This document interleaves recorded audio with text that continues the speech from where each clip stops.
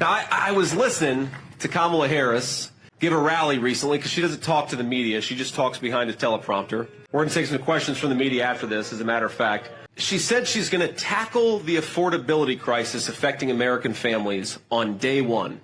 Think about that. Kamala, day one was January of 2021. Day one was 4 years ago, Kamala Harris, and because of your policies, too many children can't afford a nice meal. Too many children have been killed by fentanyl. Too many grandparents are raising kids they didn't plan for.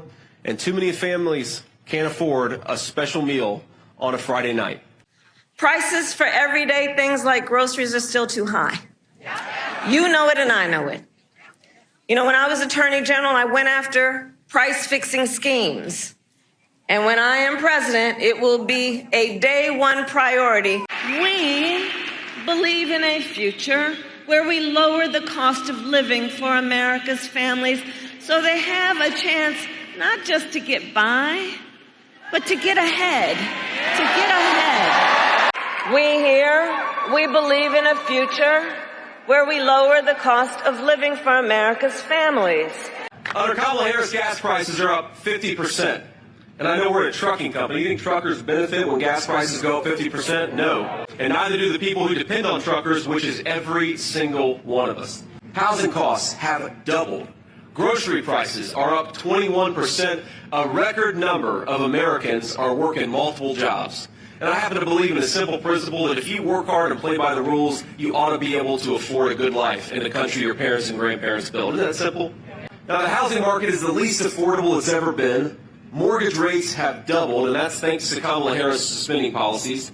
The average new car costs nearly $50,000 a year. And this November, my friends, we're going to send a message that Michigan chooses prosperity over poverty, and that we will never accept 4 more years of Kamala Harris. She's out of there. Now, instead of buying energy from every dictator around the globe, which is what Kamala Harris wants to do, under President Trump, we're going to embrace a very simple principle. We're going to get American energy from American workers in American territory. We're going to drill, baby, drill. That's going to cut down prices, and that's going to create a lot of prosperity for the American people. And remember, this is the woman who voted to preserve NAFTA, to extend NAFTA, the very trade deal that sent American auto jobs to Mexico by the tens of thousands and turned American dreams into nightmares. She supported these EV mandates that taxed you, took your money, and sent it to electric vehicles that are made in China instead of made right here in the state of Michigan, destroying thousands of Michigan auto jobs in the process. And it's not just the car jobs themselves. Y'all know this.